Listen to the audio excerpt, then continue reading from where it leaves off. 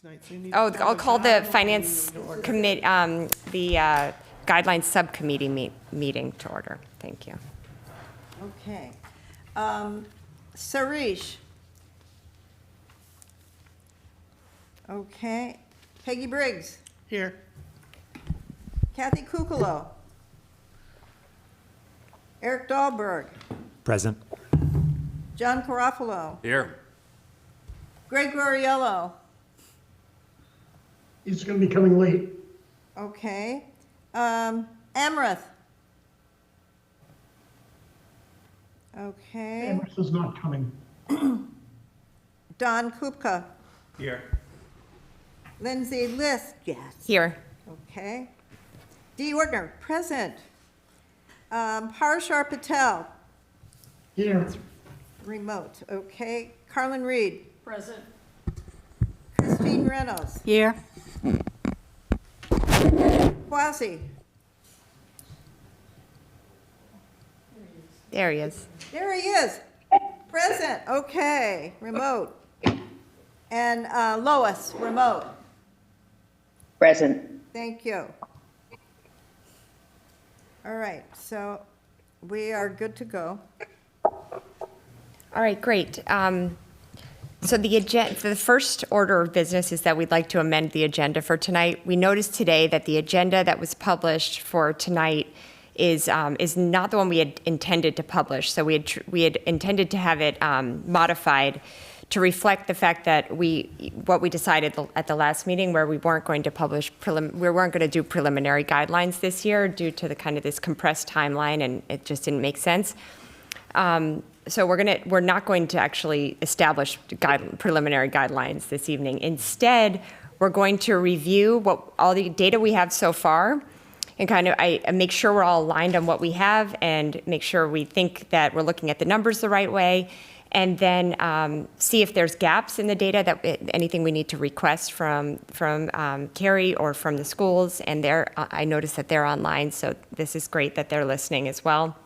And then see if we can get that information in a timely manner, because in 2 weeks or less than 2 weeks, we're going to have to actually do the final guidelines. And at that time, we still might have some limited information. So we're just going to do the best that we can. I spent a lot of time today with Lois and with Anthony going through,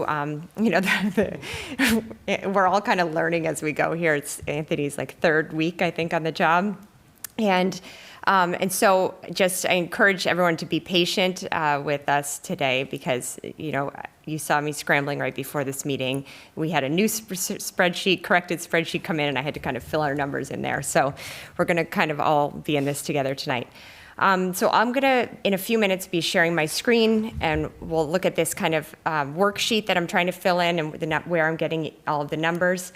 And they're all coming from the documents we've received from the town and from the schools over the last few weeks. But we just want to make sure we're all aligned, that we're looking at things the right way. Before I kind of jump in, any questions about this modification to the agenda or any concerns?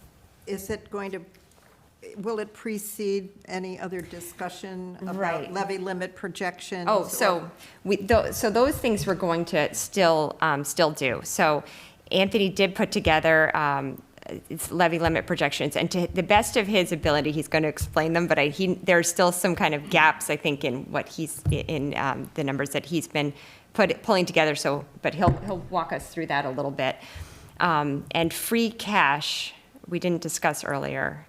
Is that something we can discuss tonight, or? Yeah, well, we could talk about it. I passed the preliminary information, I think back on October 26th. The books still aren't closed yet. Okay. So the Yep. town accountant's still working on that. So we're still working on an estimate right now of free cash. Okay. All right, so if you have any new information to share there, we'd be interested in that. So those pieces, I think, will stay, and we'll still have public comment. But instead of voting to recommend preliminary guidelines, we're going to kind of go through what we have and see what we need to be able to get to the true guidelines. So do we need an extra meeting? In between We can't these? vote in 2 weeks. We don't have a meeting in 2 weeks. No, we have a have a meeting on the meeting on the 27th. We have a meeting. On Monday, the 27th, we have a We meeting. have a meeting. So that was like a tentative meeting, and now it's a real meeting. Well, yeah, it was set as a real meeting at the last meeting. but, That is a meeting that was going to happen. Okay. And we do, so we're meeting now, in this moment, in the subcommittee. When that adjourns, we'll call the full finance committee meeting to order, but it'll be, my sense is it'll be brief. The agenda includes a vote on the final guideline, but that's clearly not going to happen tonight. That's going to be postponed, as Lindsay said, to the 27th. So Lindsay, you're moving to number 2 on the agenda? Yes, so we're going to move to number 2, so that won't change, and we'll still have public comment, but we'll put public comment actually after our discussion. But we'll go number 2. We'll go kind of the new agenda to just discuss what we have so far and what's missing and what we might need. And then lastly, we'll do public comment and then we'll adjourn. That sound good? Okay. Anything I missed, Lois? Are you and Lois planning to present your preliminary sense of what the final guidelines are tonight, or will you be doing that on the 27th? I think we're going to do that on the 27th. Yeah. Okay. As you'll see, Parsha, as you'll see through the discussion, we have a lot of information. There's a lot of information that's been developed. We're missing a few pieces And that and we I can share want that. to have before we make a recommendation.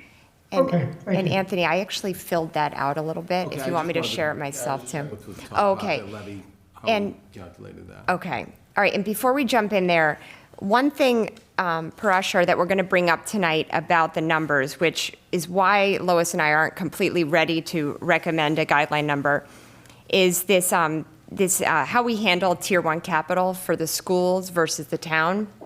So it's my understanding, and please correct me if I'm wrong, but Tier 1 capital is up to $250,000 and should be funded through cash, implying that it should be funded in the operating budget, right? And that's a policy that is a Concord policy. So to my understanding, that would apply across town and schools, right? But what I've found in looking at these numbers is that the town government, their Tier 1 is what's causing quite a big increase in the overall numbers for the town, which would be beyond what we would be recommending for a guideline number. So Tier 1 is increasing, 90% over last year. It's not a big number. It's going from 1.7 million to 3 point something, and and we know there are needs there. But that Tier 1 is in their operating budget, whereas the schools, from my understanding on Tuesday night, the schools, all of their capital is in that warrant article, that 900,000, and all of those numbers are under 250,000, so they'd all be Tier 1.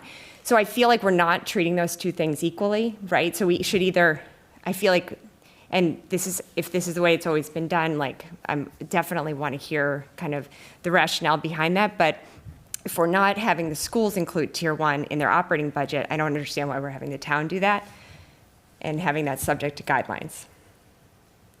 So that's a big thing that I think I want to discuss tonight, and one of the reasons we're not ready to kind of recommend a final number. So does that deal directly with 2A, which is the levy limit? It doesn't, but I wanted to respond to Parashar's comment as to, like, are we ready to make a recommendation? And I think we need to kind of have that bigger substantive conversation first. But, so, Anthony, we can jump to you. Should I share that? Share Okay. that, because we're going to talk about that top box to the left as far as determining what the levy was Okay. this year. I hope so. Yes. It better be. Oh, let's see. Well, the fellow was in here, right? Yes, he said he's recording it on a memory card. There's some issue with the Zoom, so he's recording it locally. All right. He said it will be able to be shared after that. So everybody should take notes. Hold on one second. I'm pulling this up too, You have to log seeing out. which one I'm supposed to be looking at. No, that's not the right one. Just one second.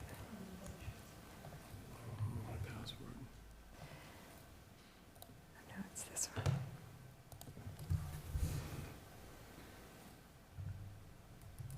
Let me make this bigger. We're going to start at the top. Is that right, Anthony? Yeah, I just want to see if I can start recording in Zoom. Just give me a sec.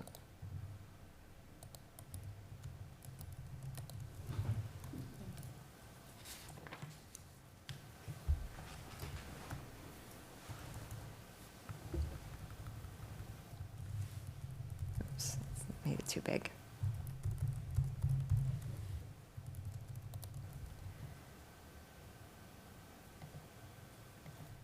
We need to see this on this side too, right? You didn't pass this information around the thing? No. So the screen is the only source of information that we have right now? Right now, yes, right now. The reason we didn't is, Anthony actually just gave me a new copy of this about 10 minutes before the meeting. So there were some corrections that needed to be made to, So, Lindsay, in a nutshell, there's Yes. $2 million of items listed in the Tier 1 capital budget that are under $250,000.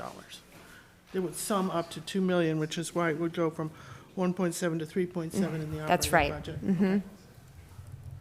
budget. and all of these numbers are preliminary, like Yep. that, what we were told, right? But that's the fiscal '25 preliminary budget. Better be at home.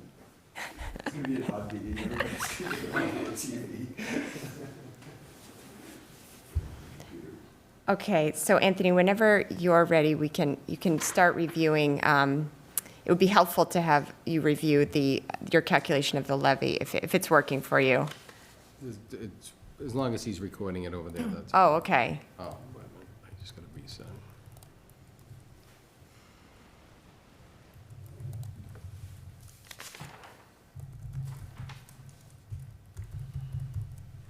Oh, can't seem to get everything on one screen. There we go. We're going to start at the top here.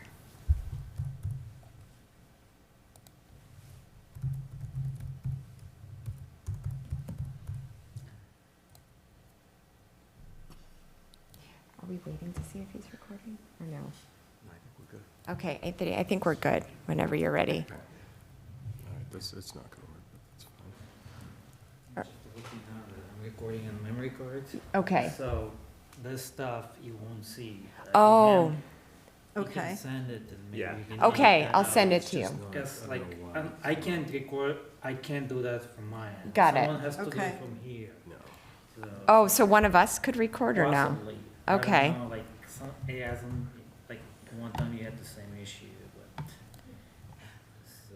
Not Well, sure. Anthony, Usually would you be able it's to being, um, like, distribute once I log in, I'll be able to record it. this Okay. file, wouldn't you, to all of the finance committee members? It at says, some point? it asks the Yeah, but host it to has give me permission that's what I to have to do is record. turn on the, Oh, no, I'm just saying later on. oh, yes. Yeah, okay, we can get this as a handout. Oh, yes, absolutely. Okay. The video will look this way so that we can look at the video later on, unless you've got it. So Anthony, as you're talking about different cells, maybe reference the cells you're talking about. So if someone's, listening to this, they can, Okay, yeah, if you, one second, it's just opening. So just, the first part is obviously determining what the levy is gonna be for FY '25. So when you look up to the top left, there's a box that says FY '25 max base levy. And that max base levy for next year is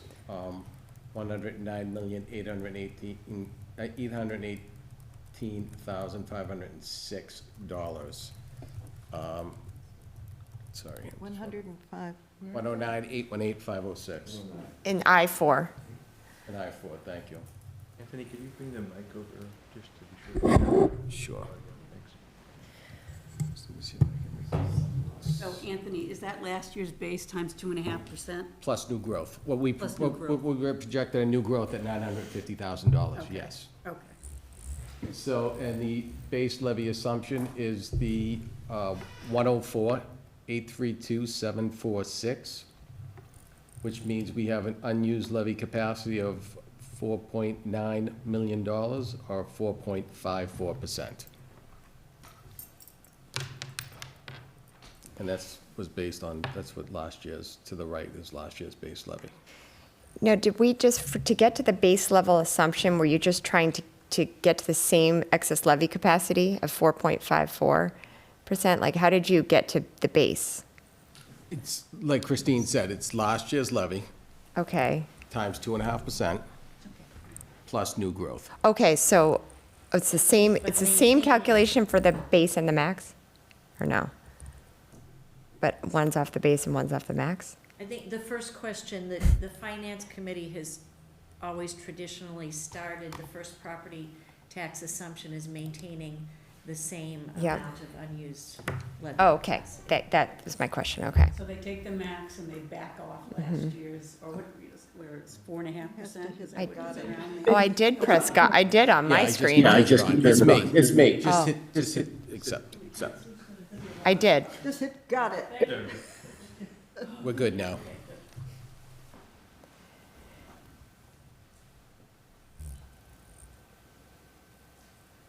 Was there another question?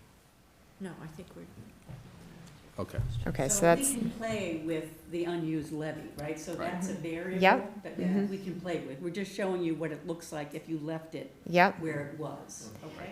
And then you want to explain this table below that they're going to see here too? So, do you want yeah, I can do that. So, Is that mic on? Mic Oh, off? Chris, can you turn on your mic? Oh, sorry. Sorry about that, I apologize. so again, this starts, the first line starts with the assumption that you're gonna maintain the same amount of unused levy capacity in '25 as you did in '24. And then, we've used this traditionally just to do a what if. You know, if you want to allow for an increase in the guidelines budget of 2.48%, you would need to eat into the unused levy capacity an additional $41,000. That would mean that the property tax amount available is 2.5 million, and the levy capacity would be drawn down to 4.5%. So that's just how that works. You can plug in any number you want and get an estimate. Can you scroll down so we can see more of the table? Yeah, let me just hide some lines so you can still see the headers. And then I would just mention that column 11, it says other sources. We've used that historically. If there are additional revenues that we become aware of, we change our revenue assumptions for local receipts, or we end up with more state aid than we might have anticipated. We just plug it in there, so you can see that would increase the guideline budget, but it wouldn't increase the property tax amount. And the $1 million that we traditionally have assumed comes out of free cash, would that go into that other sources column as well? or It's where does already that go? built in. It's built in, so you've got it already built assumed in here? Yep. Okay. Did you put in 1 million or 1.5? $1 million. And that's to reduce the property taxes, not. Oh, that one, not that the- one, okay, Not okay. to put into the stabilization Okay, fund. thank you.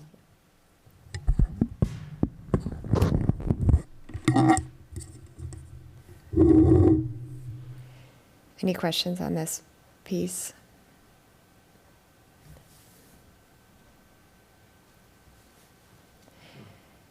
Okay.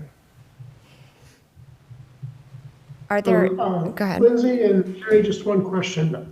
If I were to think about the metrics that we discussed earlier this year, the metrics range anywhere from 1% to as high as 3.66%. Where is that analogous number? Is it in column O, I'm assuming? Or is it in column K? Do you understand my question?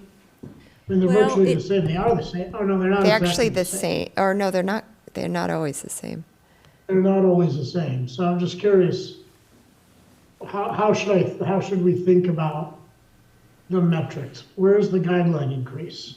I think it's It's O. O. It's O. They start out the same. It's O, okay. Thank you. I don't know if it's So then just, what is K? so, yeah, I don't know why they're not the same. Yeah, there must be something with the formula. formula, yeah. So, 48 versus I. K and O right now should be the same. Okay, fair K enough. would show the impact just to the property tax. Any additional revenue would go, any additional non-property tax revenue would go in L. And then you'd see a different calculation in O if you had something in L. Oh, you know what? I think, oh, it looks like some other formula is happening once you get down to line 49. Like it's referencing another spreadsheet You must that's not here. So I think we should go with O. Well, I think it just, it's supposed to just factor in the other sources. Yeah. So it's just supposed to factor in column L, but it starts to do a different formula. But I think the formula looks right in column O. Going all the way down. O is right. Right, it's not that much different though, Yeah. dollar-wise, so This if is we're where they start somewhere to be. around where Parashar was speaking, right, you're around 3,637. Versus $1 million I'm talking about. I'm talking about money. I'm just talking about money, okay? So addition to the guideline, if you were in that range, at the top of the range, you'd be 3,637 million. Is that, yeah, so that's what the table tells us, I guess. Yours is, so, you want me to look at it? And the increase for the impact on the 3.6 property million tax or is about 3.7 million, 3.7. right? That's what I'm talking about. Here, right, these two numbers, right? Oh, this is That's the low. dollars that would be. No, this is mine, Lindsay's is up there. Yep. So I wonder if it's because something was unlinked on hers. Well, it's because our base budget's like 100 million, and that's why it ends up close to that. But, Yeah. but, right, people ask us for money, right? So that's the money we'd be talking about adding to the budget, right? So that's what I'm looking at. Okay.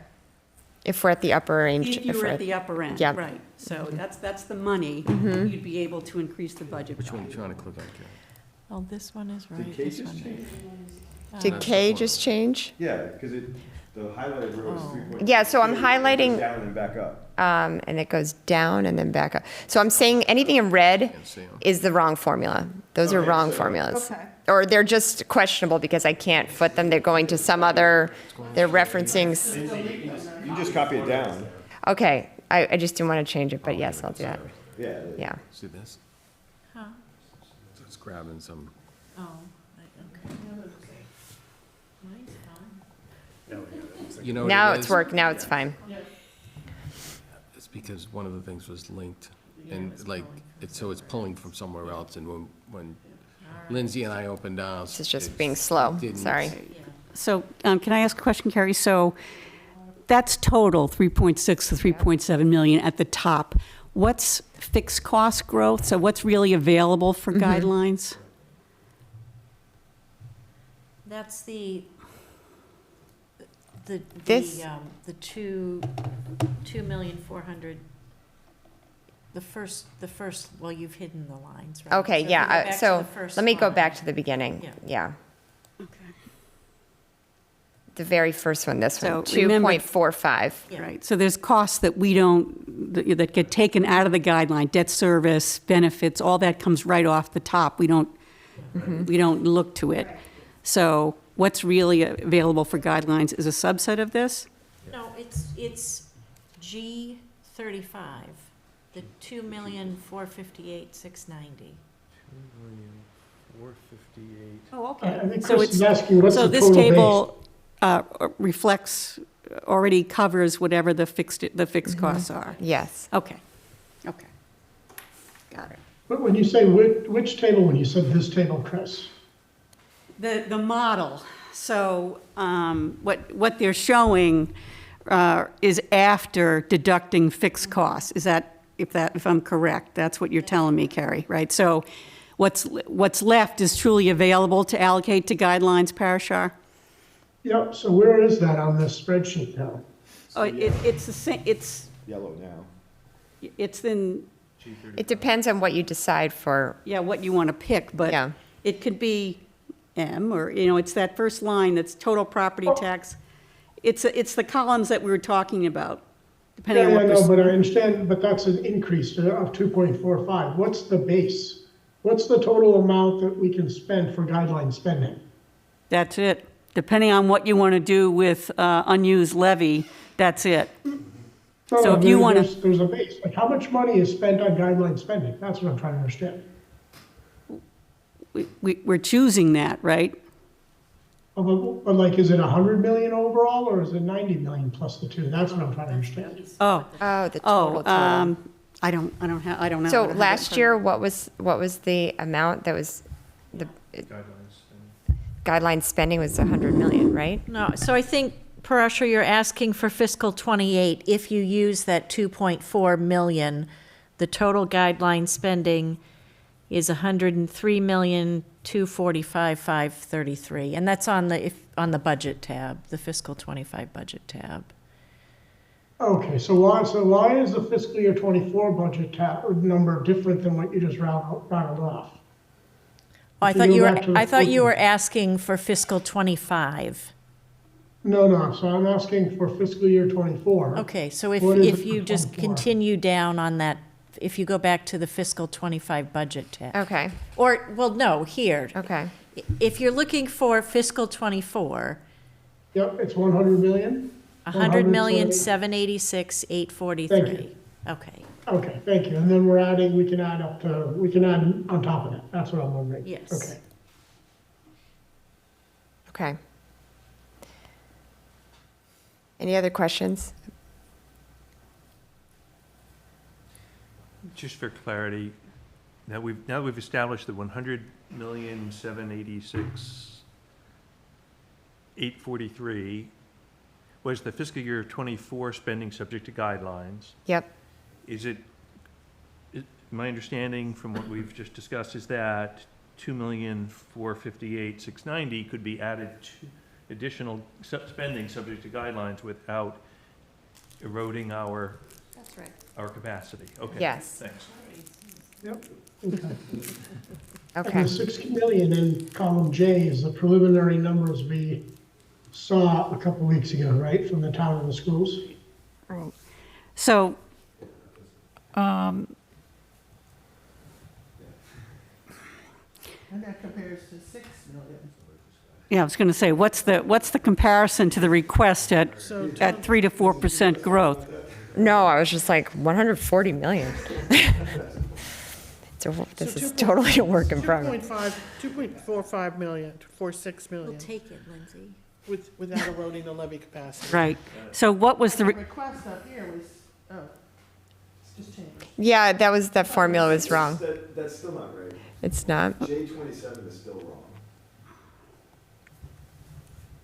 Okay, wait. This should be the, remember, this is, okay, these numbers, it's a little confusing because I'll put them in bold. These are sub-numbers. These are sub-numbers. These are just breaking out operating versus capital. Okay, so it's a 2.37.2, that's 5.7. Okay, so that's only a million. So I guess the question is, the 723 and the 569 from the schools, that's what they presented a couple weeks ago, correct? Yeah, that's what I want to make sure we're completely aligned on here. I think, and this is where it's going to be important, we need to figure out what to do. Those numbers don't include salaries, because the schools, I don't think, presented salary information for the contracts that are under negotiations. Right, they include salaries, but they don't include the negotiated amount, whatever they're negotiating. Yeah, that's true. Is that what they showed in the spreadsheet? But there's salaries, there's assumption in there, but they don't know what that's going to end up being. There's no growth. Well, there is growth. Let me just find it. But I it's can just, clarify that. There's growth. We moved people, advanced them steps and lanes. We did not factor in cost of living increase, the contractual cost of living increase. Okay, thank you, Bob. And I think during that meeting, you talked a little bit about maybe a rule of thumb that a 1% increase in the COLAs would have is it a 0.6 or a 0.7% increase in the overall budget? What was that rule of thumb? I think it's 0.6. I have it in my slides. I can check that, but it's, I believe, 0.6 for CPS, 0.5 for the region. Because we don't have the benefits in our budget for CPS, it's a bigger percentage than CCRSD. Yep. So somehow, It's a different number than I just said. Lindsay and Lois, I think it might be helpful to have a kind of a bit of a what if, because, right? Yeah. When we actually sit down on the 26th or 27th and try to set guidelines, it'll be a little tricky this year. Yeah, because we're not going to know it for a long time, right? What that number is going to be. Right. Right. You have So- to make an estimate. So we just have to estimate. I think that capital tier one number is about right. Is the total 3.27 for FY? That's including, that's both tier one and tier two, so the total That's- should be 2180. Oh, 2180? Yeah. Okay, That's if it was, the second line is if it was at the one. okay. Do we need those broken out in this sheet? Well, it's because the schools doesn't include any of it. So I wanted to show that the town does include it in their operating budget. And so we're treating it differently. So but they're both tier one. So if you're on this sheet, I'm looking at lines, or the line numbers 9 and 10, capital tier one, 2%, capital tier one, 1%. And one is 2.18 and one is 1.09, and they add up to 3.27. Yeah, that's if there was an additional 1%, so I think that should come out, right? Or- I mean, I think it's fine. I think we're negotiating a spreadsheet in real time. I think what you said, this is a good illustration that. Well, that's, I yeah. need to go back and. Definitely, but that's an important, it is an important difference. So do we know? You don't, or if you don't know right now, it's okay, but if you. Susan, was, what, 2.18 for tier one capital? Which we have not finalized. Haven't now finalized, so that was my number right now. Okay. But it's not gonna change our decision on guidelines, these numbers, right? Right, we don't play with the operating of the town. I'm sorry, could you speak into the mic? Sorry, thank you. That's not gonna change our guidelines number with this information, right? Until we actually like broke it out, right? We don't play with those two pieces of information. Oh, no, we play don't. Oh, you're We play right. with the three buckets. Thank you. right? So we So should be looking at the three The buckets. three buckets. One of the discussions I wanted to have tonight, so yes, the three buckets we need to be talking about. That's for our guidelines. Right, so I totally agree with your conversation about the tier one. but Yeah. We could strike those two rows off of here because they're Yes. not relevant to this They're conversation. not, right? the only way they're relevant is like, do we want to treat tier one as part of the operating budget for the town, but not as part of the operating budget for the schools? My opinion is that optically, it makes the town look like their budgets are increasing at a higher Totally, rate, yeah. which we know optics matters because we saw it last year. So I think it's a relevant conversation. That's why I don't want to hide the rows. Yeah, It's until totally we a relevant talk that. conversation, but it gets confusing on the spreadsheet because it's To- not. I providing agree. value- This value is- for it that. If we confuses break it me. out, then it's Yes. great. Yeah, it confuses me too. Yeah, that's why. Yeah, Lindsay, for optics, I agree it matters, and maybe that's something to consider for how we talk about the numbers in the finance committee report ultimately. I personally am not sure whether, given some of the other moving pieces, whether we want to change this policy this year, especially on such short notice, or perhaps think about making a recommendation for future fiscal years.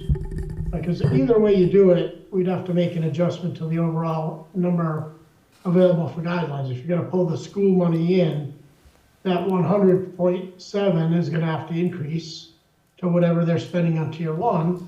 yep. And if you pull out the town one, obviously you'll have to decrease it. And I think that's probably bigger discussion to have. There Right. may or may not be implication of maybe we have that for next year. That's just my gut feeling right now. My view on this is that I understand what you're saying, Parashar. I do think that the difference in treatment has to be highlighted somehow. Right. Because otherwise, the numbers don't track, and it's confusing to anyone looking at this. And they assume a state of affairs that is not accurate. Yeah, I agree. I think for our purposes now, I'd like the roads to stay there now that we all understand, those two roads to stay there now that we all understand what they mean. Everyone's right. This is not where we're going to be calculating a guideline, but we need to think about how we're going to, if this system is going to stay the same this year, we should be thinking about how we're going to surface this so that others looking at this understand why the numbers look the way they do, why the percentages look the way they do, because part of the issue is, since the town starts with a smaller base, a relatively small amount of, in the schools, a relatively small amount of increase is a big percentage. So it really throws off the balance if you don't explain it. Yep. I would like to add to that, that I think it's much more than optics here. I think that it's a matter of whether we as a committee are going to endorse a variation from the policy. Because with our eyes wide open to say we'll deal with it next year is endorsing a variation from the policy. So I'd like to, not necessarily tonight, but I'd like to understand why this practice exists, whether it was formalized and codified at some point, and if it wasn't, why it shouldn't be corrected immediately. And honestly, as a taxpayer, if we've been capitalizing things that should have been expensed, I'm really not happy. So I'd like to look back and say, oh yeah, we issued 15-year debt for expense items. I mean, that would really be a problem. Not just, for us in this room, but I think it'd be a problem, for the town. So I don't think this is an item we can just ignore. Can I ask a question? Yeah. So earlier you said that, let's see, that if we strictly held to the $250,000 kind of cutoff for expense items and capital items, that would add roughly $2 million to the operating budget. Is that right? So where is that on the slide behind me? So I did just change, you're talking about for the towns. So Anthony was letting me know that I grabbed two numbers from the forecast when I should have just grabbed one. These were both labeled tier one, but I think we're really only care about the 2.18, not, so it's 2.18, it's not 3.27, which is what I thought. So it is a smaller number than I came in tonight thinking. Okay. And that, I also do recognize right now the town, even without that capital, has a much higher increase than the two schools, but yeah. I also think that the budgeting entities might want to go back and look at their budgets and say, well, gee, if this really is all operating cost, do we need to do it? Yeah. Or would we have, how does it prioritize? Because there has been that practice of doing the 900,000 a year, which is, so if this were looked at through a different lens, it might be some different recommendations. I have one And I that, think we should be careful, Lindsay, you said that the school budget is less, the increase is less. Well, without all these preliminary numbers, on these very preliminary, without including any of the salary increases. Exactly. Yeah. And I'm curious, I don't know if Bob or Lori can answer the question. What was the COLA increases, just say over the last couple of years? What has the standard been? Hi, Parashar, it's Lori. I'll actually turn my camera on. 275 the last year or two. It's been somewhat typical. Yeah, so if we add 2.75 to the 1.6, you get something that's sort of comparable to the 6% for the 607 in the town. Thank you. So can I just say that the amount showing for the town is based on a forecast. I think I've been clear every time I've presented to you that that is not our budget request. That is not the budget request that you will see. That's based on the forecast, and we are still working on our budget. So please don't get hung up on that, because that's not what we are presenting. I have a question on the OPEB. Does the OPEB, as in last year, it included both town employees and school employees? The OPEB on the town side always includes town and CPS employees, retirees. Right. So that's part of the town's budget then, is that correct? It is part of the town's budget, but it is part of the non-guidelines portion of the budget. It's not subject to guidelines. It's not So relevant if for it's this. not, it's not subject to guidelines, period? Oh, because we've taken the money out ahead of time? Because we When you're don't, setting the we don't, guideline? because we don't have control over it. We don't control it. Okay, but I guess my question would be, the cost for this town versus the cost for the school on OPEB, should they be both in the town budget, or should they be separated out? So the town carries the cost of all town and CPS employee benefits costs on the, within the town budget, within Article 9 on the warrant. That has always been? Yes. Okay.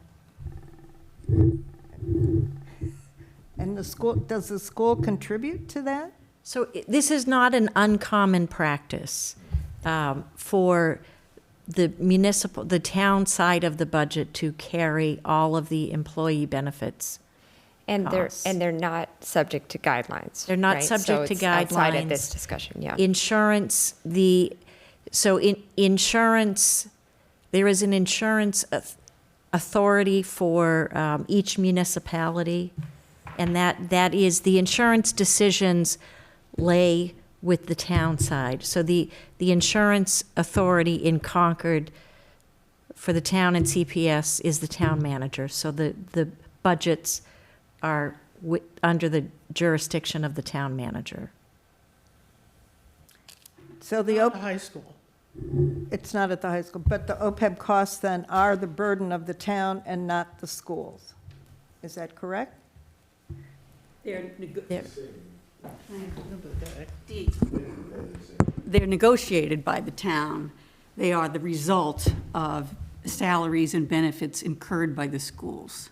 But the actual healthcare negotiations, I think, are done at the town. Is that correct? Oh, we have Lori raising her hand. There, okay. Yeah, maybe I can help with a couple of those questions. All of the CPS employees, including a portion of me on down, are Town of Concord employees, so I think maybe that's part of what would clarify that question. okay. Everyone who Okay. works for the Town of Concord is in the Town of Concord's benefits, insurance, and OPEB. Carrie and I are working together right now on the possible group insurance options. We've been in 2 meetings with union leaders from all of the town leaders, unions, and then we've included the high school. I do want to just note that when you're talking about the region, OPEB and insurance are in guideline. They are not excluded the way they are at CPS, which just has always been noted, but I just wanted to be sure this year we mentioned that some of what you exclude for guideline at the town and CPS combined budget is within guideline at the high school. Thank you for the clarification. You are welcome.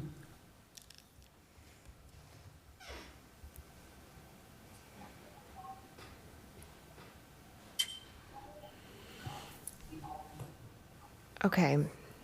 I'm wondering where we are here now.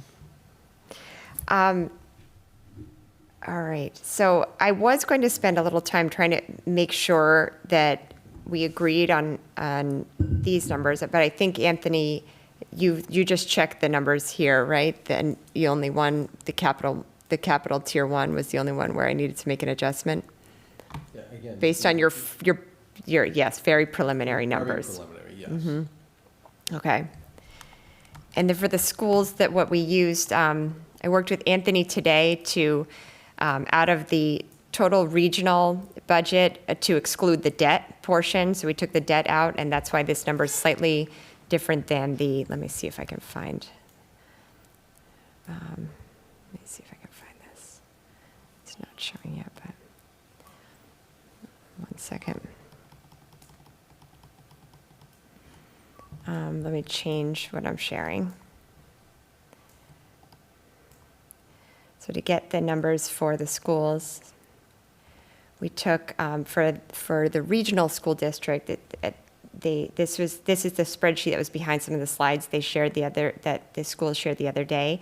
They had very preliminary 5-year projections by funding source and by town, and there's this 25,888,523. That number included debt, so we removed debt service. So Anthony got some numbers from Bob, and we have the forecasted debt service amount. So we were able to remove the debt service to get to a 22,872, which is what you see on the other sheet for CCRSD. So I think that we're aligned on that one. And then I'll just quickly show you for CPS. This was also one of the slides that the schools shared last week. Preliminary 5-year projections by funding source. This is the one that's a 1.6% increase over the last year for CPS, and you can see that they also showed an impact of each 1% of COLA on the overall budget, so that we can do some sensitivity analysis, which we will do. I take that as a takeaway. All right, let me see if I can share my screen again. All right.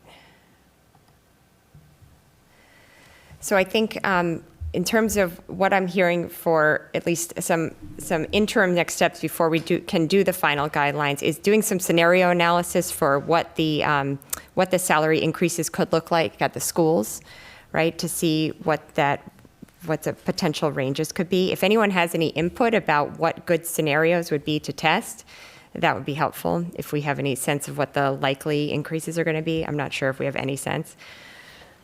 And then it sounds we want to table the discussion of moving tier 1, or some people want to table, some people don't want to table that. Yeah. What is your recommendation? Do you have one at this point, you and Lois? At my bare minimum recommendation would be to treat both the same. Yeah. Yeah. I would prefer to see both of them treated the same. If that is not possible as a practical matter, then I at least want to be certain that we are explaining ourselves now and ultimately explaining ourselves in any presentations or finance committee reports so that we highlight that there's a difference in the treatment.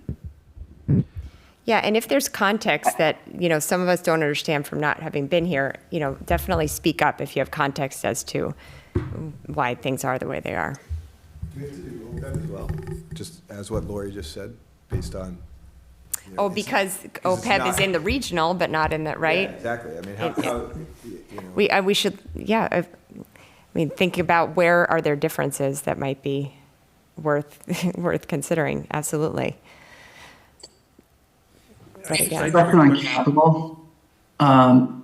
If you did put it into the operating budget, you'd for accurate comparison, you'd have to also include it in the prior year, even though it was handled differently. And yeah. I just want to make sure I'm not understanding this incorrectly, but I thought that what was being contemplated was funding more of the lower cost capital with free cash, which I wasn't sure that's the same thing as funding out of the operating budget. So I just wanted to make sure I understood what was being proposed.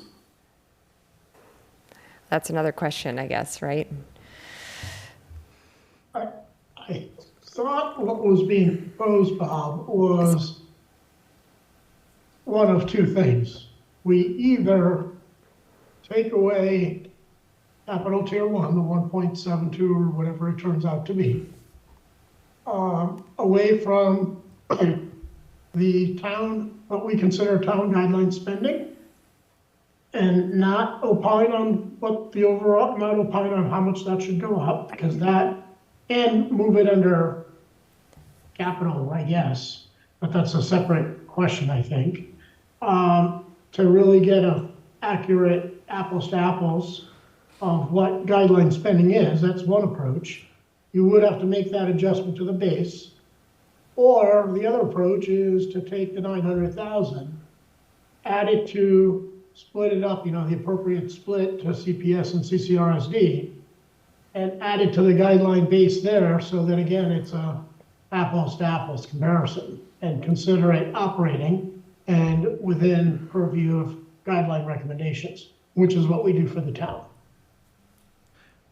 I think but I think to Don's point, how we think about borrowing for small items, et cetera, we ought to think about that because there's larger implications. We don't have to worry about Sarbanes-Oxley here, but in corporations where I've worked, if you had this conversation to say, well, in order to hit our expense budget, can we capitalize some of our expenses? You'd lose your job. So I can say for sure, if we're going to end up doing that, I'm going to write something that says I don't agree with, there's a violation of policy, and I can't endorse it. I don't know if it's a violation of policy, because this has been the policy per se now.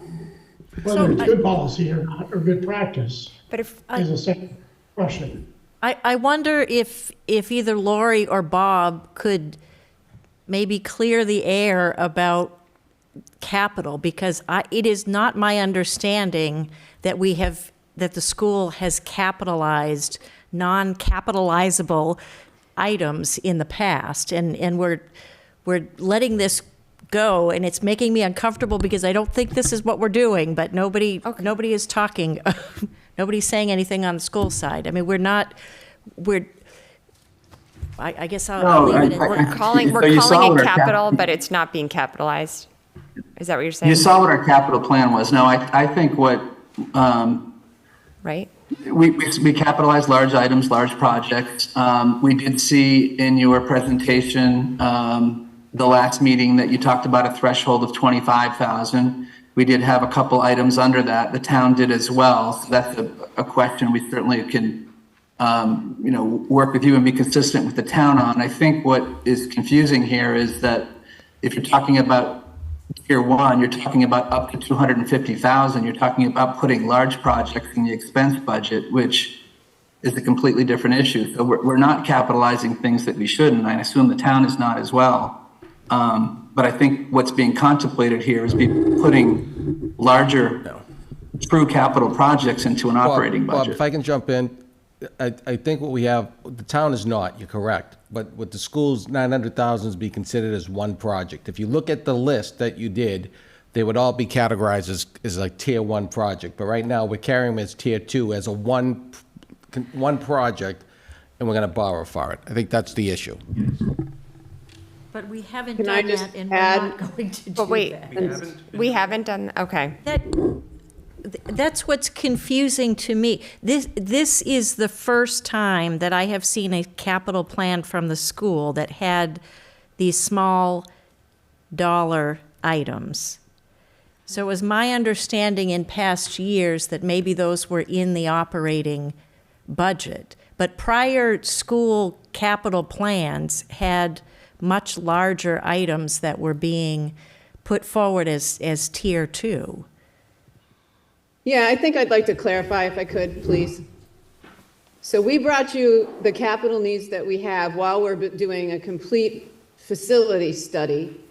And a lot of what you're seeing are things that have not been addressed for years. You've got vehicles there that are 20 years old. You've got copiers that were so far behind on it now is a $70,000 expense. And it seemed logical. I don't feel like I have any say over how it's funded. We've brought you 900,000 of capital with items that have a lifespan valid and worthy of capital in the past. I don't know how those have been funded. If you're borrowing, that's the choice the town leadership is making based on how your fiscal structure is. These are needs. If you don't want us to leave them in the capital budget, we are absolutely going to roll them into the operating budget, and that ask is going to go up. We stuck with this typical process that we've had in the past which is bring us the 900,000. We've done a really good job of spreading that money so that we don't bring you warrant articles for millions, and we sketch that out over time. So I hope there's going to be a little different way we're talking about this right now, because we're bringing you something really responsible. If you don't want to call it capital, say so, and we're going to put $900,000 more into the CPS operating budget. I do want to note, we don't manage capital at all like this in the region where we have full say over everything. We're going to be starting to build a capital plan for the region. Everything else goes in the operating budget to the points you're all making. So I hope we kind of just all take a breath here and try to talk on how we collaboratively get together on coming up with reasonable approaches to the budgets and the capital needs. Yeah, so Lori, I don't think we're, at least I'm not making any judgments on whether the items that are on that list are appropriate or not. I think the question is, and I looked at last year's town warrant, and as we've discussed, there is a warrant for $900,000 of debt within the levy limit. And I guess the question for Carrie is, that has been the practice for a long time. Do we end up borrowing 900,000 or whatever, 800, whatever the number is at times in a debt issuance all at once, or do we not do that? That's where I think there's a little bit of confusion of how we're actually financing these things.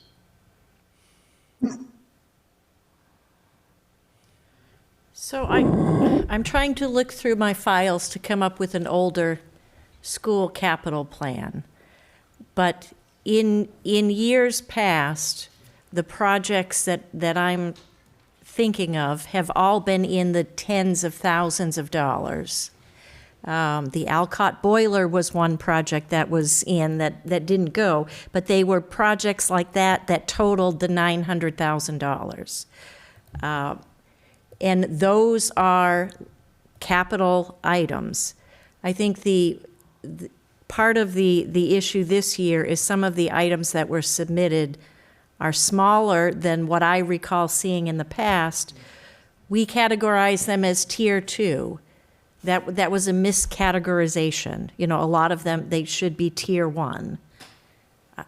But I don't really recall in past years seeing even any vehicles in the school's capital plan that was sent over to us. So there's always been a mix, Carrie. There's Yeah. often been larger items along with some smaller ones. We've always carried 50,000 for Peabody and Sanborn. We're happy to provide those. I think the bottom line answer is, if you don't want some of those smaller items in the capital plan, we need to know tonight so we can put it in the operating budget, and the ask is going to come there. Yeah, and I think, so the question, so Lori, I appreciate that. And I think the question, Carrie, is, I hear what you're saying, but it sounds as if over the last few years, it was always 900,000. We ended up borrowing for it. Many times it was large amounts, a couple $100,000. They were all relative, they're all capital, but there may have been smaller items also as part of the 900,000, but the 900,000 was actually borrowed. Is that a fair statement? So through fiscal 23, through fiscal 22.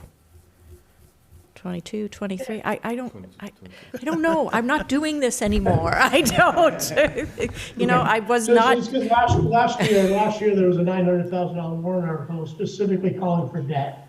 Yes, that has not been borrowed yet. But it will be borrowed because the needs will come up, right?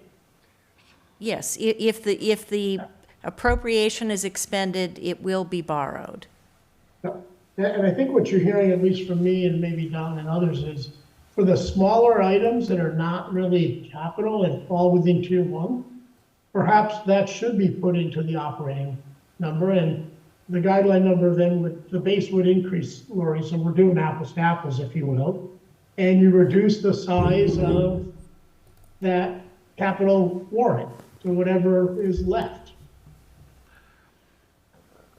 I think we're amenable to that. This 900,000 standing warrant article long predates me. It's been a directive essentially coming from the town's offices. So I think we're all open to doing this differently, so long as we all keep track of how we're doing it and make sure that the, guideline's going to address the fact that we have capital in there now too. So It's we just just tier need to one. make the plan and we'll agree to it.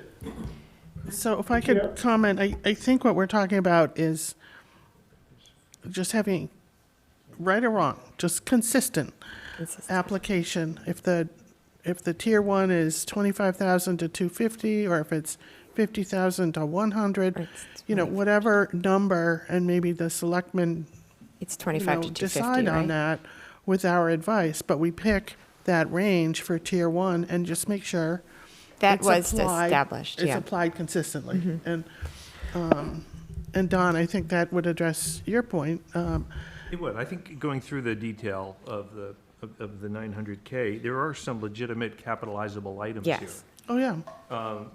And I don't have a breakout of it, but for example, there's a district-wide dump truck sander. That's certainly legit too. But you can't expense repairs, for Yeah. example. Right. And there's 30,000 of repairs in one line, et cetera. So I would say just take another look at it with the eye toward what is legitimately capitalizable Right. versus. And establish a bracket with an upper and lower range. Well, is it capitalizable that goes in here, or is it just are we doing tier one? So. I think the town's but- policy says, even if it's capitalizable, but it's under 250, we should be expensing it because that's prudent. Yeah, not using debt to fund it. Correct. So I think there's a little difference. It's like, how are you funding it is different than if you're capitalizing it or not, right? Yeah. Right, But I right. think if we're Yeah. using debt for some of the things that are on this list, there'd be a real, Yes. yeah. Okay. So, I just maybe Yes. Lindsay, in the interest of Yeah. moving on, because I think at the end of the day, this is a larger question wrapped up, and I know that Anthony said last week, or I can't remember, maybe next Tuesday, that he is going to be looking at the overall capital policies of the town after the budget season. And maybe this is a question that he sort of considers. Because I think there are ramifications that we don't know around moving it in, leaving it out, et cetera, both to the town and the school. So maybe for this year, again, just kind of leave it the way it is. Let Anthony go back as part of the larger effort and come back with a recommendation to Carrie and others about what makes the most sense on both sides. Okay, let me let Anthony respond to that, and then Lori has her hand up. So I think the exercise that we're going through tonight just really proves the fact that we should be looking at all our policies, excluding the guideline policy and our capital expenditure policy and every financial policy. And I think it should be maybe a collective group with, and I talked to Kerry about this, maybe it's some members of the FinCom, maybe it's some members of the Select Board, I don't know, town moderator if need be, whoever, but I think that's the larger issue, is that it's time to look at the policies. And this exercise is really showing that it's time to look at the policies, because we've been doing things a certain way. And just because we've been doing them that way doesn't mean that they're right. And there's certainly things change. And if we're doing the same procedure, even with the guidelines that we've been doing for 10 years, if we handled that, our own private business like that, we'd be outdated. So it's just something that, it's tough to do it now, but it's something that should be looked at for sure, in my opinion. Dr. Hunter, did you want to say something too? just one last point. One of the very first questions I asked when I arrived in Concord, I have never seen school buses carried in the operating budgets. And we absolutely carry our entire needs for the bus fleet in both operating budgets. So when we have this conversation, I think we just want to include that piece of the discussion, because that's obviously a significant expense and one that we're carrying forward every year. Yep, I agree. We're taking notes on all these things too. So what do we think of Parashar's suggestion to have this on the list of things that Anthony considers as he develops, as he works to refine some of our policies? And for now, because I think I'm hearing that there's still some concern that maybe we are, some concern around the capitalizing versus expensing, but I think that's separate than the funding source, right? Yeah, I think there are two issues. and- Yeah, so I think as long as we're sure that we're not violating the rules of like what you're allowed to capitalize or not, that it's still okay to fund something with debt if you're expensing it, isn't it? No. Or no, is it well, not? It's okay to expense something you could have capitalized, Yeah. but you can't go the other way. Right. But the other thing, though, Okay. is if our policy as a town says that 250, anything even capitalizable Mm-hmm. that's under 250, we're going to expense it because that's our prudent, that's our prerogative, Mm-hmm. Yeah. that's our policy, then I think we have to write something that says we're recommending a deviation from policy Yeah, to for this year. to capitalize repair work for $40,000. Yeah. That it deviates from policy, and we know that we're going to be paying for it for 15 years. It just doesn't, I just couldn't, I'd like to see the argument for it. Yeah. That's all. Chris? So, the only question that I still have, so if Carrie's recollection was correct, that the content of what's been included in the 900,000 for this year is somehow very different from what we've seen before, that does have implications for the guidelines. So if that's not the case, if in fact it's always been a list of small things, my recollection is similar to hers, but I'm not clear on it. I remember large items like boiler units and so forth, so, and maybe some other larger items, but I'm not sure of that at all. So I think it would be good to kind of look at that and see if this is an anomaly or not. If it's not, then I think, we go along with, let's not keep going on this right now. Let's not worry about changing the horse when we're at the end of the race. We are 2 weeks and 1 meeting away from the guidelines. So I think we have to focus on what are the apples to apples requests versus what we looked at originally, which is how much we actually have and how much more room we want to leave under the levy. So unless there's been some shift, that's really different, because it does impact their operating budget if all of a sudden items that were typically in operating are now being put into that 900,000. If that's not the case, then I'm fine. If it is, then I think, as Lori suggested, we might move them back so we look at apples to apples in their request. No, it's not. These aren't items that were in the operating. These are items that have been sitting deferred. And it is an anomaly. Once we get the facility study back, the asks are going to go back to the very high numbers. I'm sure there's going to be long-term needs there that we're all going to have to strategize together. So these are repairs that you have deferred, would you say? Is that? A good portion of it, if Bob wants to weigh in, he can. But for certain, the vehicles and the copiers, I don't have the plan right in front of me and my screen is full of Zoom. So certainly there's a large amount of it that is deferred needs that have been competing for the large ticket items like ERUs and things like that. So, Yeah. Okay. But we have not been carrying this type of thing in the operating budget typically. Yeah, and there was an intentional effort to try to not select large projects that our consultants might help us prioritize. We couldn't avoid replacing the dump truck.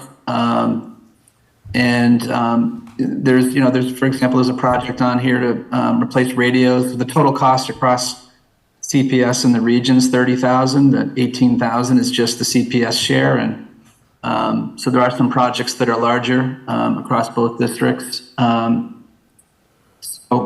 understand your point. I do think that I understand that there's a category of 25 to 250. I do think that if you look at that as operating, you might have more variability in your expense budget year over year versus putting that into a separate capital bucket that's not debt funded and you pay for it by free cash. And that's your decision. It certainly is, but you will have more variability by putting some of those lower tier things into an operating budget. Yeah, Bob, Yeah, and we do in the town, exactly. I hear what you're saying. Yeah. I think, though, that if we are not going to the key is what you just said. If it's into a category that's not debt funded, right, then then it would be the same as the schools, as the towns, and it would all be in the expense budget. So wouldn't the easiest thing right now to do is just, let's take that $900,000 out of tier 2, increase the tier 1, which will be closer to the 3%, and then that would affect the guidelines. Correct. Yeah, that's the budget implication is that it makes the problem bigger, right? True. Yeah. This is- right.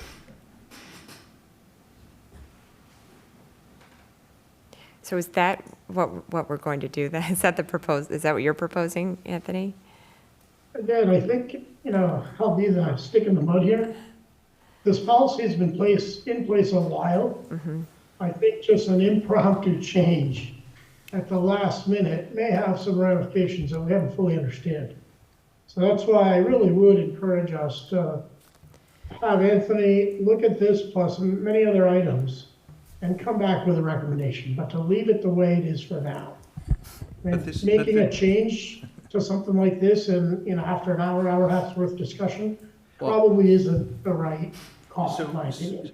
But you said the policy's been in place for some time, but this doesn't conform with that policy that's been in place for some time. So what you're suggesting is that in a half hour, we agree to deviate from policy. No, I think what's unknown is whether in the past, we have rolled up smaller items into the 900,000. It sounds like we have.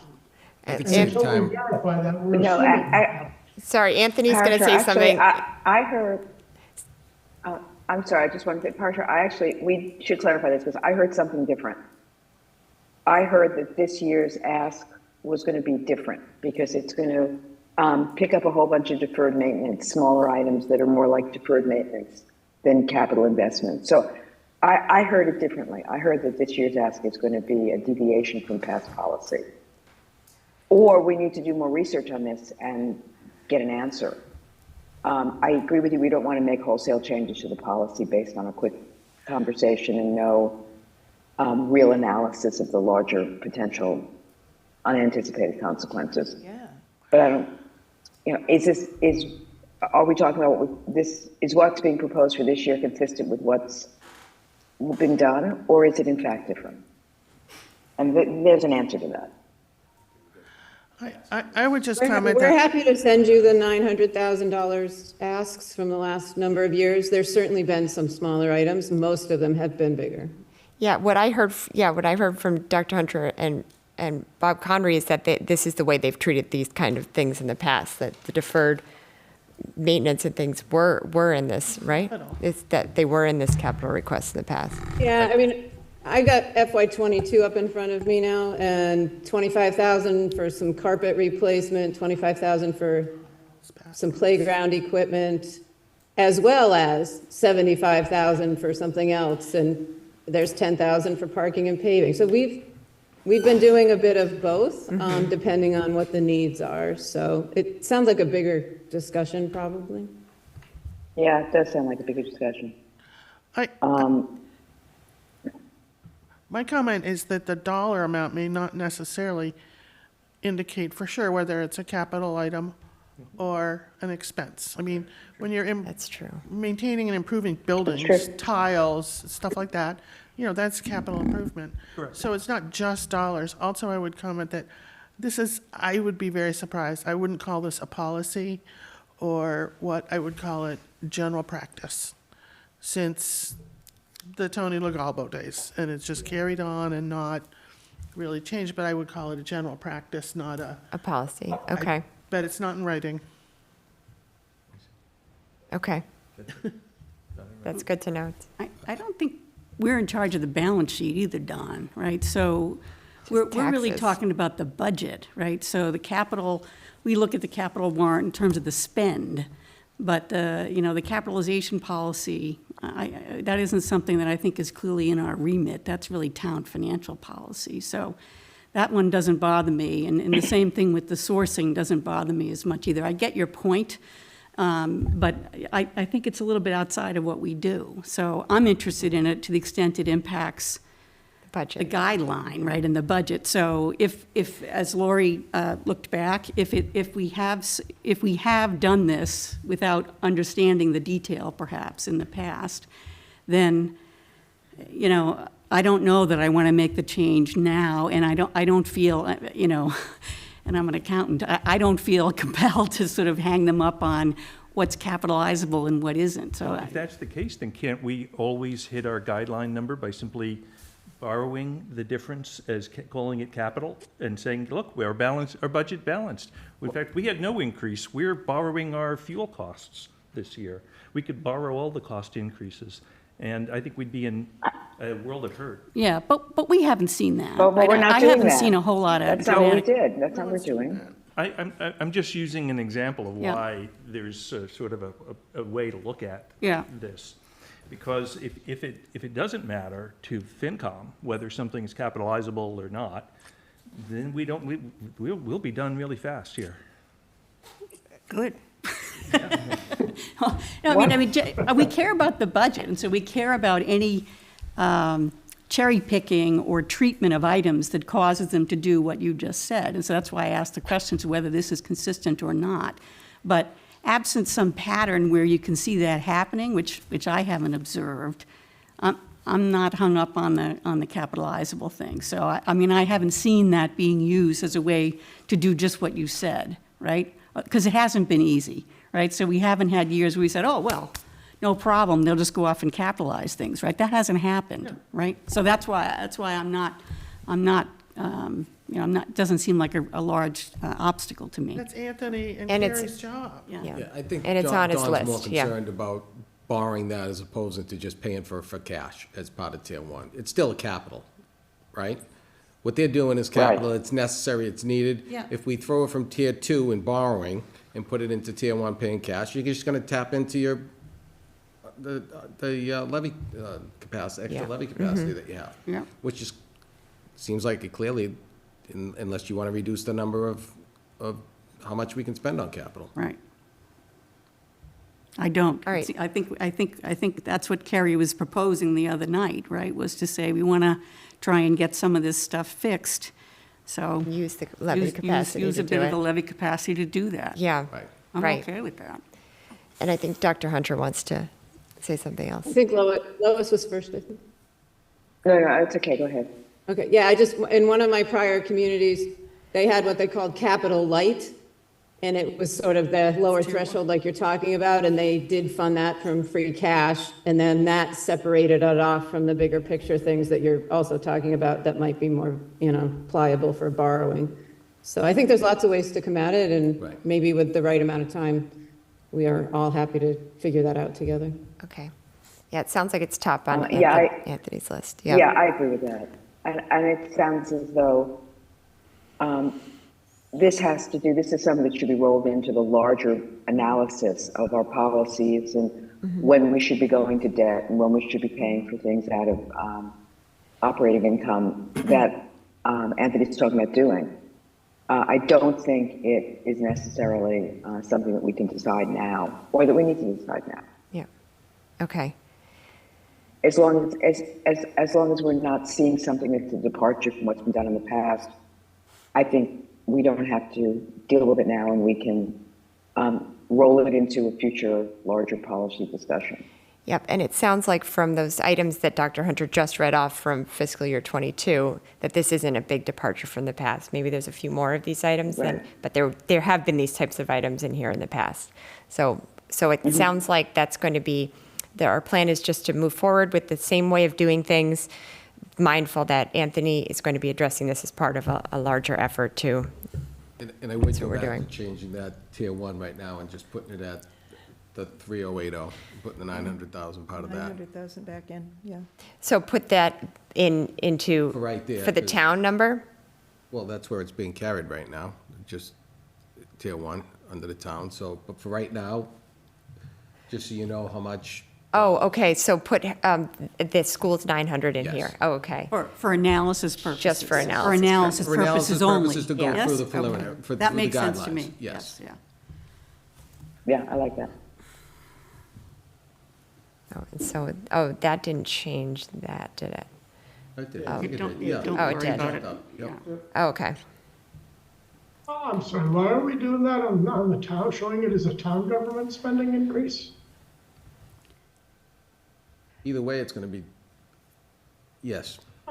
Well, again, I think if our past practice, right or wrong, has been to consider the 900,000 a separate debt warrant article, I don't think we should show the 900,000 here, It is a separate. because it's just gonna confuse things. I understand for display purposes, if we proceed with this, we can talk in the finance committee report for display purposes, really an operating increase for the town, operating increase for CPS, and operating for CCRSD. And that way folks can compare apples to apples. And we can also show the capital spend increases for all three.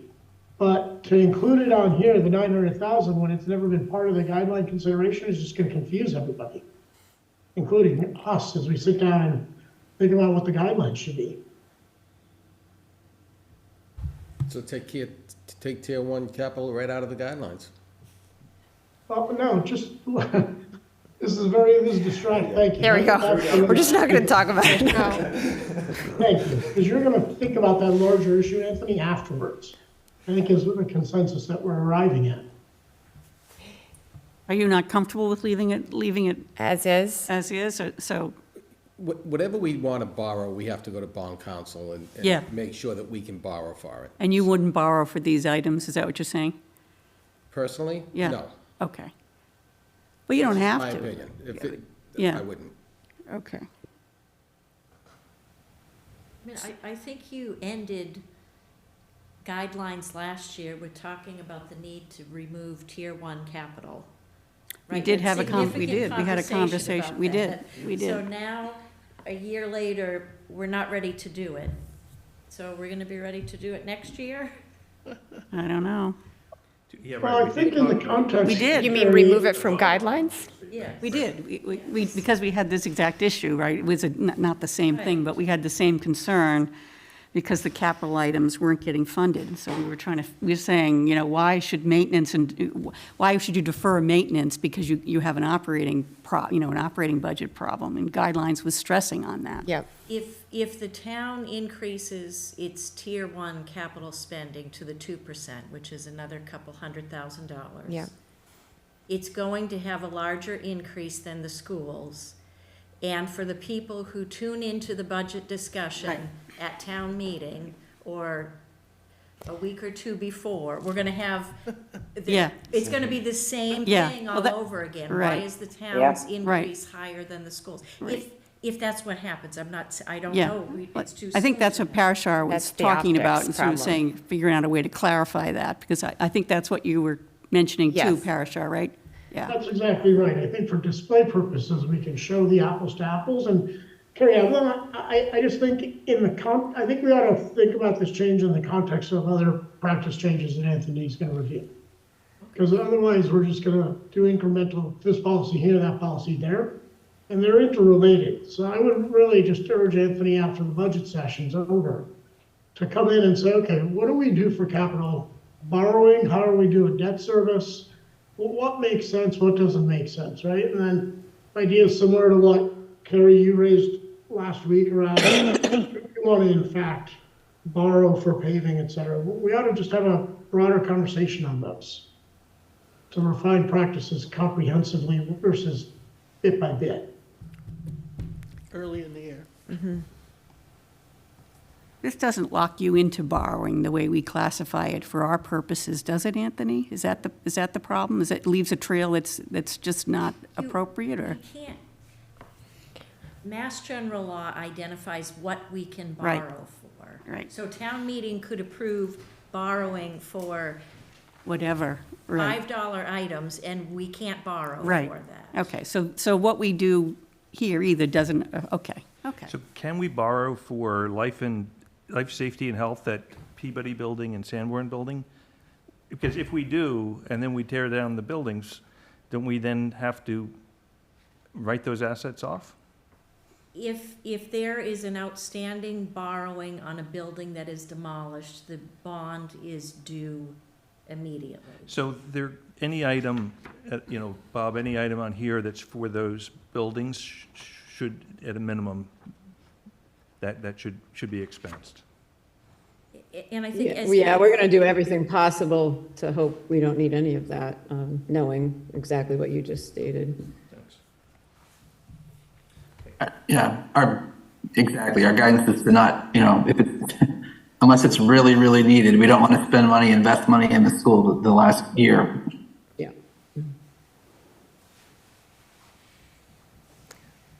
Okay. So we are going to leave it in there for now, but we're going to be as clear as possible about what's going on and how we're going to be addressing this policy, and that that the increase in the town spend is impacted by Tier 1 capital. Okay. Or Tier 1 spending. All right. So one question I had, so we're not going to have much more visibility than we currently have before we actually have to set the guideline, right? And it feels like what we've heard from Carrie and Anthony is that these are very preliminary numbers that we have from them. What we've heard from the schools is that they don't know what's going to happen with the teacher contracts, right? So seems like there are huge variables this year or it just feels like a lot more variability than last year. Is that right? Or No, is not that to me, it doesn't, no. Doesn't? Not, I don't know, maybe to you it does, not to me, it does not. I don't think so. I think we're in the same position we've been in the past. So yes, they have a contract, but we've had that before. It's not going to be 10%, right? We can make an estimate. All right, or so- a range, so this and we would- can model it, Yeah. right? So that was one of my open questions. Does anyone have any input around what would be appropriate numbers to put in a range for Well, that should teacher come from the salary school increases? committee. The school Okay. administration. Of what they're they can- expecting? Well, I think the practice is to bury it somehow so that you're not guiding the negotiations. Right, so, because they don't want to probably talk to it, right? Yeah. So somewhere in that budget, I think that's why we haven't heard there. from it. Yeah. Could I just mention that 5 of the 6 town union contracts Right. are up for negotiation? And we are carrying an estimate for settlement of those contracts. I understand the school has a different process, but we could pull ours out too if that's helpful, but we have something in for 5 of the 6. And so maybe we should just look at historically what have the contract negotiations resulted in for the teachers in this town, Yeah. right? That could be Or is there a way for the schools to, are we going to be getting any more numbers from schools than we have? Well, You and I, here's when we Lori. spoke earlier today, Lindsay. Yeah, so these are just the 5-year, very much like Carrie said at the beginning of the meeting. These are just our best guess at 5-year projections. We're in the Right. budget building process right now. We will have to make an assumption that we aren't going to share publicly so we can bargain in good faith. But we didn't know how to do that in the projection exercise. The budget process will be different. Okay. And I think But you have a lot more pressure. numbers coming. So Lori, my once we get question there. was basically, I know we'll have more numbers coming over the next couple of months.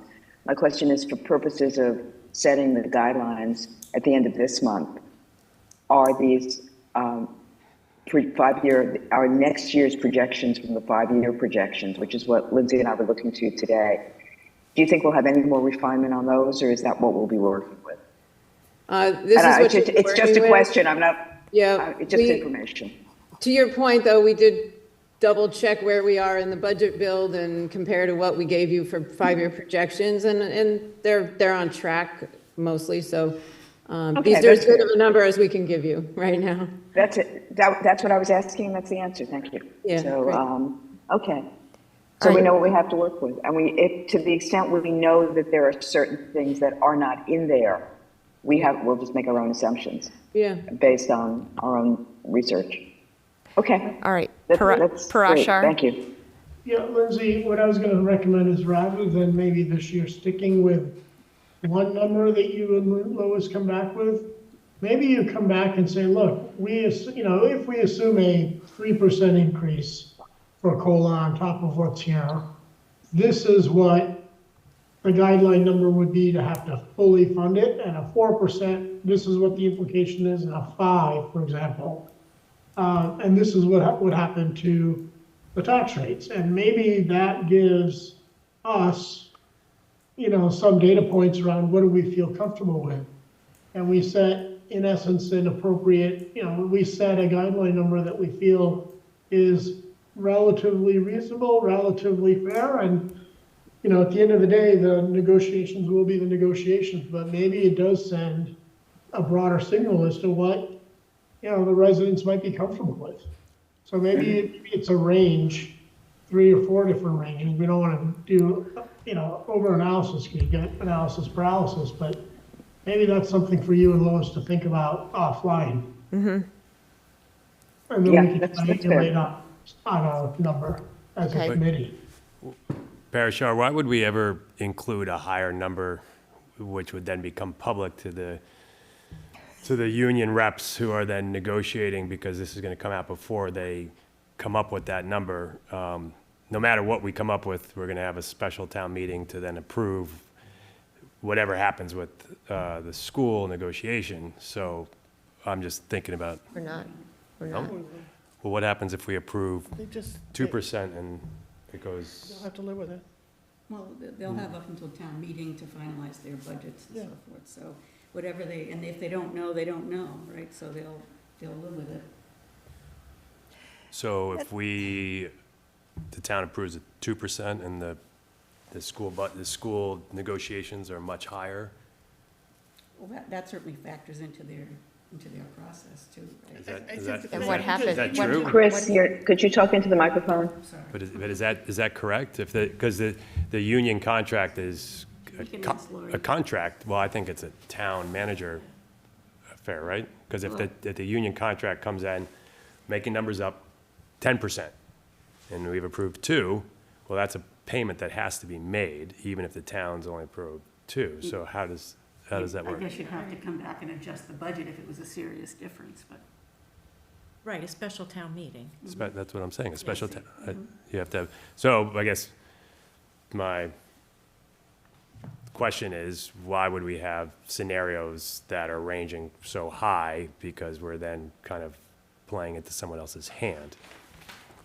So John, let me explain. I agree that there's a trick to this and there's a challenge. So I'm not suggesting that we set a guideline at the high end or the low end. All I'm suggesting is if we look at a number that says, hey, suppose there's a 3% increase in the teachers' unions contracts, a 4 or a 5, what is the impact on the taxes? And we consider that as we think about what we might consider a fair guideline amount, particularly in light of the metrics that we discussed earlier. That's what we go with, and I think it would also show residents of, to your 10%, what is the impact of 10% on our property taxes? And that could be information that gets used in a special town meeting. If folks think that that's way too much, they may vote against it. So again, I'm not suggesting we stick with the high one, but at least for conversations, just see what the numbers look like at different points. And we could go with 1, 2, and 3 to your point, but that may not be realistic. That's all. I mean, Andover got 15.5% over 4 years. Yeah, assuming, I don't know if that's a straight line or not, but that's a 3.8%. Yeah, have we done I this? don't know. Have we done this in the past? Yeah. What? Sorry? That's exactly what I was going to ask. This can't be the first time we've been in this circumstance. What have we done previously? No, and the school So what school should we, what have we administration done comes previously? back with a budget, just as Carrie So not a mentioned that range, she's okay. doing, with Okay. an allowance that's in that budget. It's not publicized or broadcast, and I don't think it's ever been so far off that we've had a special town meeting for the school, for any contract negotiation for that matter. So it's, I think historically the practice has been to rely on the school and town administration to put in a reasonable number, come back, and then if they come in higher, then they have to eat it somewhere else in the budget, but it's not so crazy that, I don't remember ever having a special town meeting, so. Lori, are you planning, like, what's your sense of timing? Will we have numbers in the warrant article for May that you're reasonably confident in, or not? Because I thought, this meeting, you said the negotiations may go on through June. Yeah, we haven't started yet, which we should be getting going in the next month or so. You know, you're never sure how long it's going to take to bargain a contract. There's a lot of other things that are on the table besides money, so often that becomes a big piece of the discussion as well. The goal is, I think we have a shared goal with school committee and unions to have contracts in place before they expire. We won't know till we see where we are at the table and how proposals are going and all of that. I think one of the things that I found tricky here, I've never done these 5-year projection exercise in a bargaining year before because these are a newer piece. We've definitely brought you budgets year to year in bargaining years, and I think maybe that's where we all are trying to figure out how to do it when the numbers aren't so specifically known ahead of time. To Peggy's point, I think we all go into a bargaining year assuming we've got to make it work within the budget we've proposed, with no intention of a special town meeting. Crazy things are happening right now, but that certainly I don't see us going in thinking that's where we'd want to go. So again, timing wise, are you thinking you a budget that? So we're bringing the budget to the school committee December 5th. They have to vote for the warrant number by January 4th. So we're going to end up doing that in December before the first of the year. And as you know, that's the highest number we can bring is what we put into the warrant. So if that helps answer the question. So your drop dead date is the warrant article on January 4th? Right, which we'll have settled before the vacation, Okay, we think. But that's the plan anyway. okay. And what about the town is the same? You're going to have your budget? We are going to have our budget for beginning to mid-December. We can't hear you. Can you speak into the microphone, please? Yeah, beginning to mid-December to present to the select board. Okay, So approximately the same timing. yeah. Okay. Okay. And you and Carrie, you have put some estimates in for what you are expecting the increase is going to be for those 5 of 6 contracts that you have. I have, Yep. I've always done that. Okay. And it has worked well. Okay. So it's So a that's different in there. style. Okay. Yeah. All right. So then what we need to do for the final meeting, and we'll provide this in advance so people can, so the committee can at least digest a little bit before we come in for discussion, is a few scenarios for the schools and what the impact of different salary increases could be on the guidelines number, and then what it would look like for taxes. We can use the table below. So I think coming here tonight, it was, Anthony kind of got this spreadsheet together in good shape just before this meeting. So this is all a little bit work in progress. And Carrie, thank you, Carrie. But I think that's all we can do tonight. Anybody else have any other questions or things we want to make sure we account for before the final meeting when we come here and look at the scenarios and decide on numbers? So my concern is that we don't have sufficient information at this time. We may not have it as you're preparing. Mm-hmm. You'll be able to come up with maybe this scenario, several scenarios. Will we have an opportunity, after we know the budgets that the town submits and the schools submit, to be able to make adjustments to our recommended guidelines? I don't know. You don't recommend the guideline, but the warrant article We can, D, we it's- affirm it or not, right? So that's where you can We can change affirm it. it or not, yes. Lois? Right, that's, Chris just said it, that's what I was gonna say.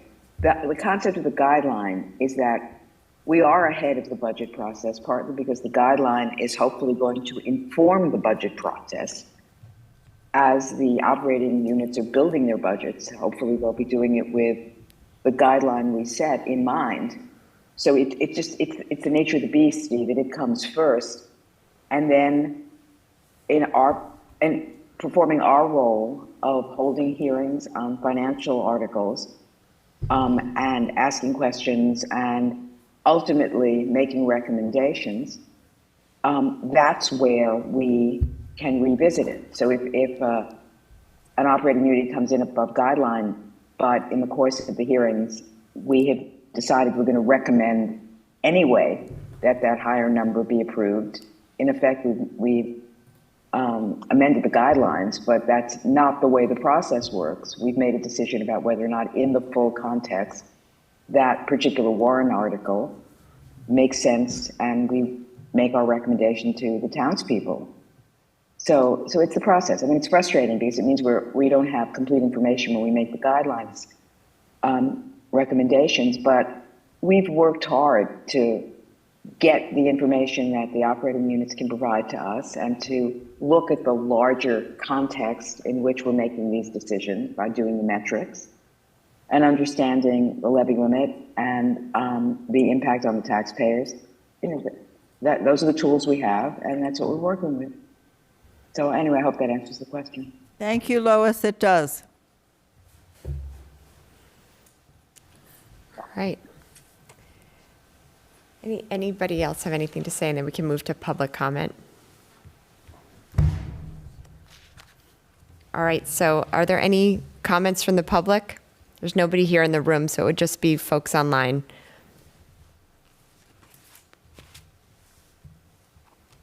Let me see if there are any hands up that I can't see on there.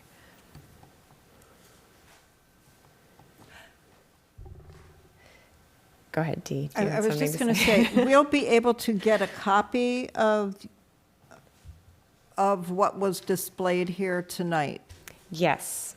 Okay. With knowing that this is all in progress. flux. I'll label it work in progress. Okay, all right. But we don't want it until you've, Or actually, it no, up she already. said, do you want us to fix it up, or do you want it just as is, work in progress? we want you to fix it up. Fix it up. Okay, Fix it up, yes, of course. okay, I want it to reflect the discussion from Yes. tonight. Yeah. Because that's what we'll have On the to vote 27th. on for the 27th. oh, yeah, yes. So we'd have Yes, it- that's what we're going to be providing, yes, a revised spreadsheet based on what we discussed tonight. Okay, And a To recommendation. inform our And a discussion, and a recommendation, Okay, yep, Perfect. for us to So we discuss and vote adjourning on. the guidelines meeting? So I think we can, so after public comment, then we can, yeah, we can Move to adjourn. adjourn the guidelines meeting and open the regular meeting. Roll call.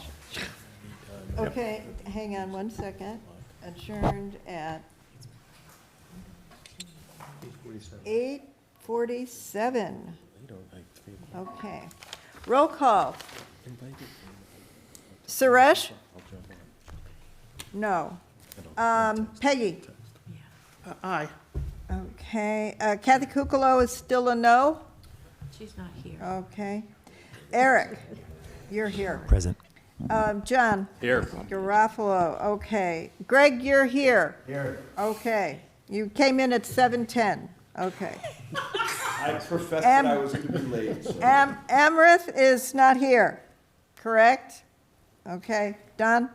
Present. Lindsay? Here. Dee? Here. Carlin? Present. Parshar? Even though it's- Parshar? Right, just put it up even though it's Yep, not I'm seen, muted, right? present. Okay. Yeah, that's right. Christine? Here. Yep. Okay. Quasi? Okay. Nope. Yeah. And- Oh, you're remote. I'm sorry, Quasi. I have you down. And Lois, you're still here. Oh, yeah. I'm still here. I'm going to have to drop off in about 10 minutes, but I'm here for purposes of the quorum. Okay. Oh, yeah, I'm going to do that. Quasi was here before, just in case. With Anthony. Yeah, no, I had it, yeah. He was here, he was right here on time. With Lois. I mean, we're going to be working on it together. Okay. Thank you. And he's leaving around 9 o'clock. Lois is leaving around 9 o'clock. Okay, all right. Okay, so we'll now convene a meeting of the full Finance Committee. It is 8:49 PM, and we do have a quorum. I'll just flag again that what we'd expected, or what the agenda would suggest is the meatiest item to discuss, item 5, voting on the guidelines. We're not doing that tonight. We're scheduled to do that November 27th, so the Monday after Thanksgiving. Public comment. Anybody online?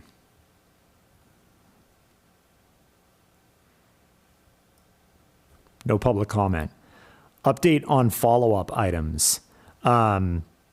So coming out of the guidelines subcommittee meeting, the big follow-up I captured was Lindsay, Lois, and Anthony will work together to update the spreadsheet to reflect the discussion and provide a recommendation for the meeting on the 27th. Other follow-up items. Parasha, did you have a list you wanted to run through? Yeah, unfortunately, I wasn't able to complete it. I've been sleeping all day, so I apologize. I don't think we need to do liaison because we did that on Tuesday. Okay, no worries. Liaison updates. We just went through this on Tuesday. Does anybody have any new news since Tuesday?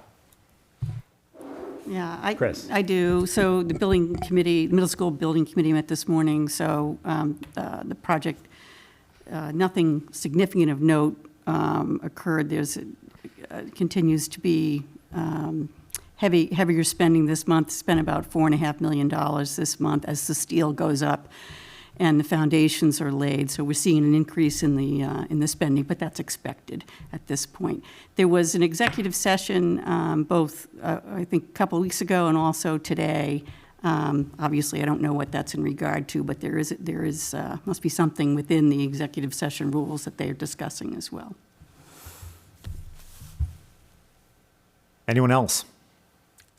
For the construction, for the CPS construction, Yes. they went into executive session? Yes, so this is the second time they've done that, yes? Other updates? Hearing none. Okay. Item 6, approve meeting minutes. I don't believe we have any new minutes to We review. do not.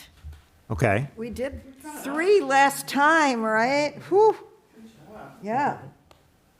Item 7, back to public comment. Yeah.